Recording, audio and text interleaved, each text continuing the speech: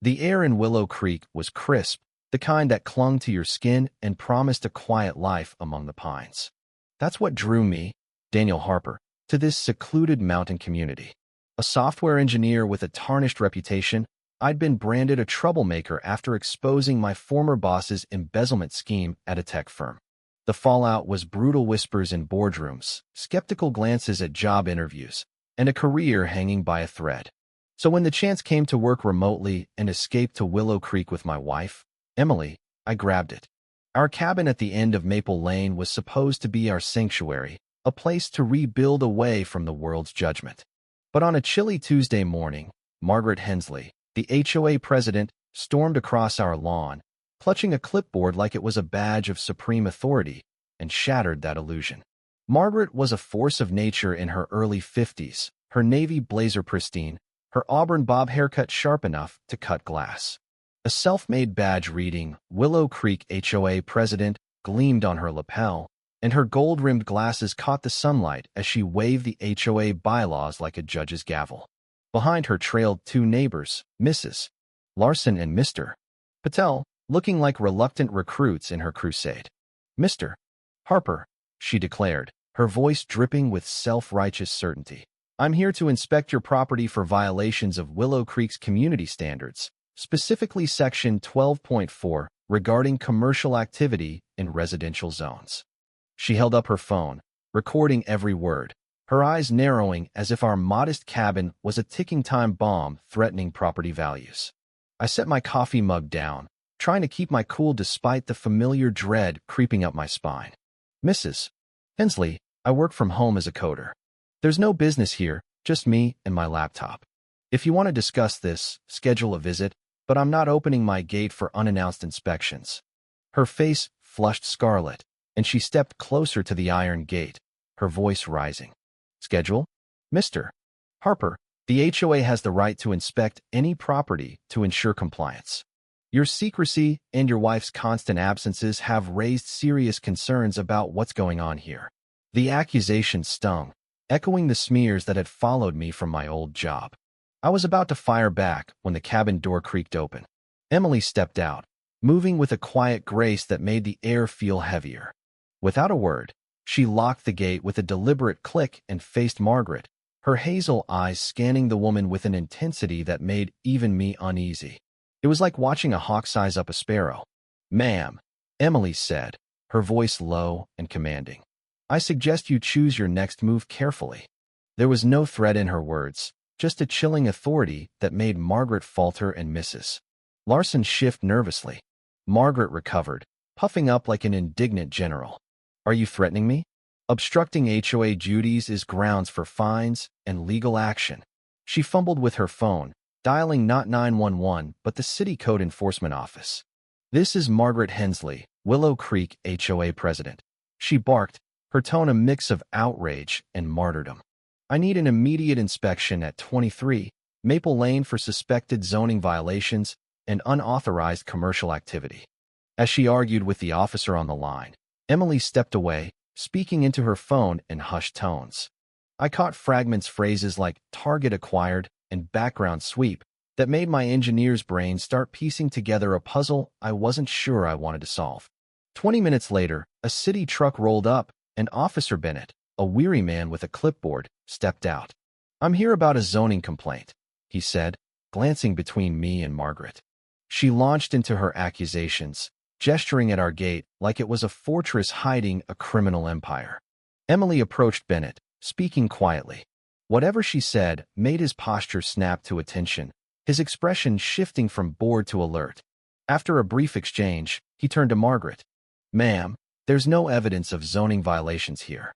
Remote work isn't commercial activity under city codes. No signage, no traffic, no inventory. If you have specific evidence, file a formal complaint." He drove off, leaving Margaret fuming in our driveway.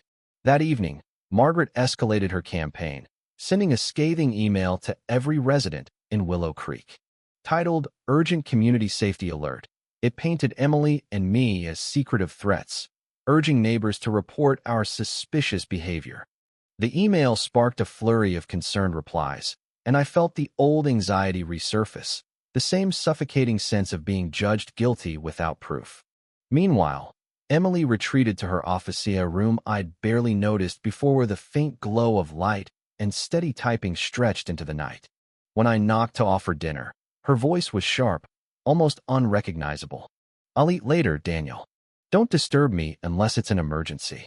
The next morning, Emily was already dressed in a crisp navy suit, sitting at the kitchen table with a folder that screamed official business. "Daniel, we need to talk," she said, her tone carrying the same weight I'd heard at the gate. She pulled out a leather wallet, revealing a badge: Agent Emily Harper, U.S. Treasury Department, Financial Crimes Division. My coffee mug froze halfway to my lips. "You're a federal agent?" I stammered. She nodded, dialing a number on speakerphone. "This is Agent Harper, badge number 8421. I need verbal confirmation of my identity for my husband." A voice confirmed her credentials, and she hung up after mentioning possible backup within 48 hours. "We moved here not just for your fresh start," she said, opening the folder to reveal bank statements and photographs. "Willow Creek is under investigation for money laundering.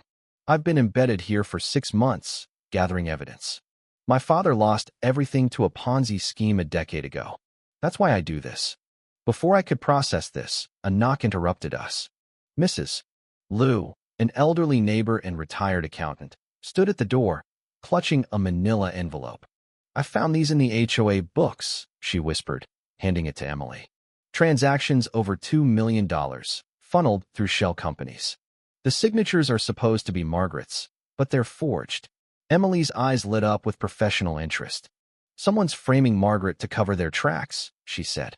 As we pored over the documents, my phone buzzed with a text from Margaret. "Mr. and Mrs. Harper, I was wrong about you. Something strange is happening. Can we meet privately?" Emily read it, murmuring, "She's catching on." That evening, we met Margaret at the Willow Creek Community Center. She looked shaken, her usual polish replaced by a sweater and disheveled hair. "I've been blind," she admitted, spreading documents across the table. "A year ago, Victor Grayson, a real estate developer, approached me about investing HOA funds. I thought he was legitimate, but none of the promised projects materialized." Emily leaned in. "Grayson's part of a multi-state money laundering operation. He's processed over $5 million through Willow Creek. People who threaten his network disappear." Margaret paled as Emily handed her a recording device.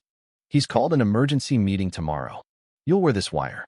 We need him to incriminate himself."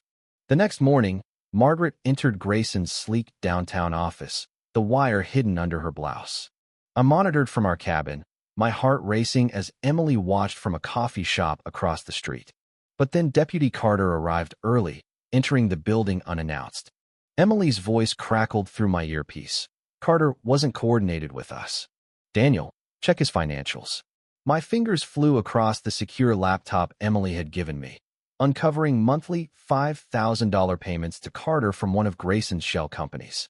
"He's dirty," I reported. "He's been burying investigations into Willow Creek." Through the wire, we heard Grayson greet Margaret, joined by his lawyer, Edward Klein, and Deputy Carter. "Mrs. Hensley," Grayson said smoothly, "we need your signature on these investment documents." Margaret played her part, questioning missing funds. Then Carter blindsided her. "Mrs. Hensley, you're under arrest for embezzlement and fraud." Her panic was audible, but she countered with steel. "Deputy Carter, this conversation is being recorded by federal agents. Your presence here ties you to Grayson's scheme." She activated an emergency beacon, revealing she'd been working with Emily for weeks. "Agent Harper offered me a choice: help catch the real criminals or face charges as an accomplice." The room erupted into chaos. Grayson pulled a pistol, aiming at Margaret. "You've ruined everything," he shouted. Emily's voice in my earpiece was icy. "Carter's framing her to protect Grayson. I'm moving in." But before she could, Margaret grabbed Carter's backup handcuffs and snapped them onto Grayson's wrist, disarming him in one swift move. His gun hit the floor, and FBI agents, led by Agent Torres, stormed in, arresting Grayson and Carter. In the aftermath, Margaret transformed from HOA tyrant to community hero. She announced her candidacy for sheriff, vowing to root out corruption. 6 months later, She won by a landslide, implementing audits and oversight to protect Willow Creek. Emily, promoted to regional supervisor, stayed in the community, teaching fraud prevention. As we sat on our porch, watching the sunset, I marveled at how our quiet retreat had become a battleground for justice. Margaret, now Sheriff Hensley, patrolled below, her vigilance no longer petty but protective. Ordinary people, it turns out, can topple giants when they refuse to stay silent.